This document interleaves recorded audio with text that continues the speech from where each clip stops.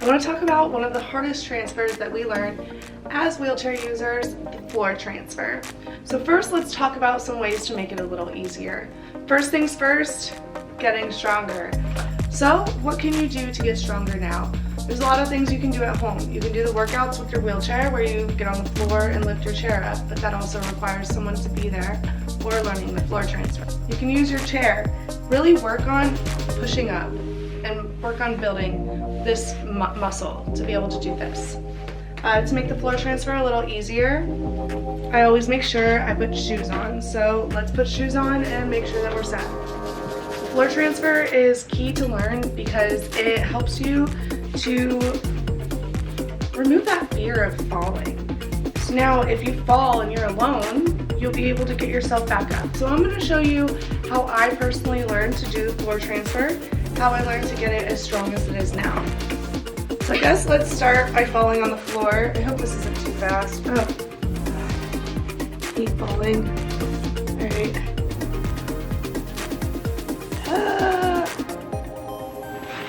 I hit my head. Gosh, of course. So you fall over backwards in your chair. For me, my chair completely rolls over, and now I'm on the floor. At least I hit my head on the couch, so it's soft. Crap, now what do? I'm stuck. First things first, gain your composure. It's so important that we stay calm in this situation. Don't freak out, you're on the floor, it's okay. So, crap, I've never done a floor transfer before. I'm gonna first start by flipping my chair back over and getting it back over here. So there's a few ways that we learned a floor transfer, right? I can't even do this way, I don't think. I've tried it a few times, I've not been able to get it, so I'm gonna try it for you guys. And if I fail, I fail. So somehow you get up on the front of your chair like this, and then it's like a push and a twist. Some kind of twist. I don't know. I'm so close, I feel like this one's not gonna happen. Okay. Well, crap, we're on the floor. Can't get back in my chair. Now what do? Notice there's a couch over here, right? So we have the couch. We're gonna pull the couch cushion off. Do you see how much more room that gives us up? So, first thing is you're gonna try and transfer this cushion. So for me, leaving your legs bent straight out does not work. I have to bend them, and then what I would do, I put my hand on the cushion, and then I'd have my chair in front of me, so I have that to push on as well, and I would kind of lean away. Notice I'm leaning away from my butt and get one hip on there.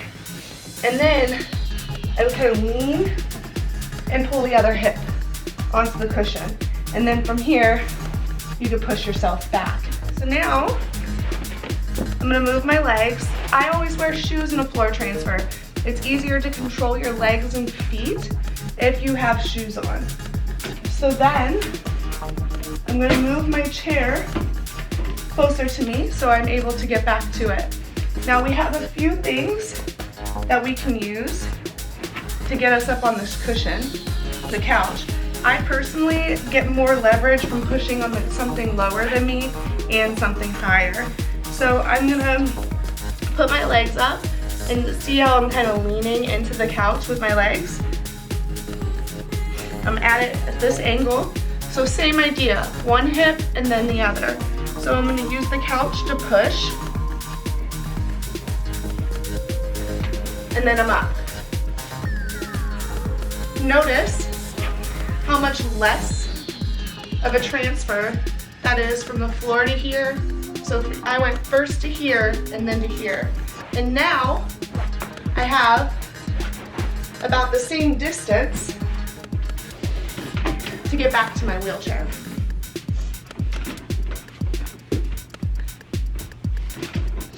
Like this.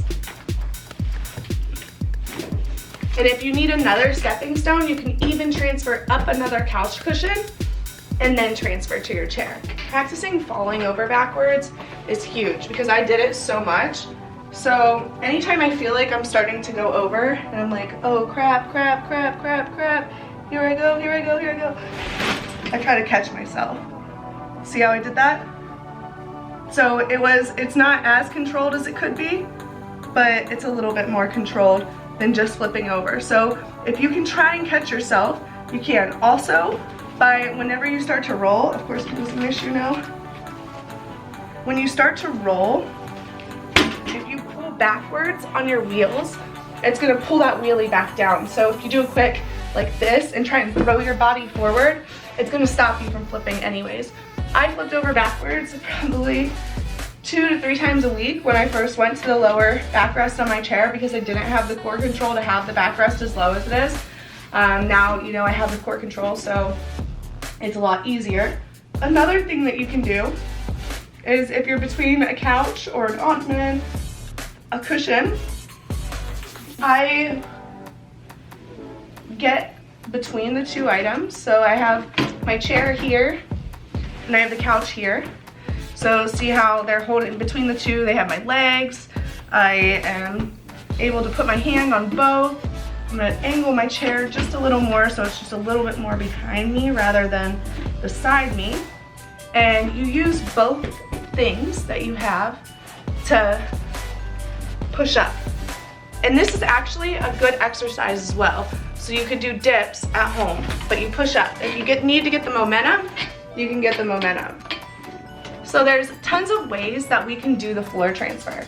It's just a matter of practicing and finding what way works for you. Because what works for me may not work for you because our injuries are so different. That's the beautiful thing about this injury is every single one is like a fingerprint. So just because my way may not fully work for you, you can adapt it and make it work for you. I have my chair, my legs are against my chair. I'm gonna put this hand here. I have this hand here, and it's literally, you can't think about it. It's gotta be one swift motion. If you need to rock, you can rock to try and get yourself some momentum.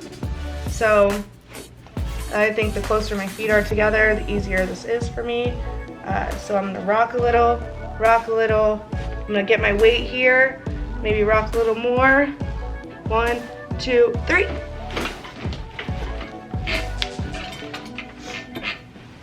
And we're in there.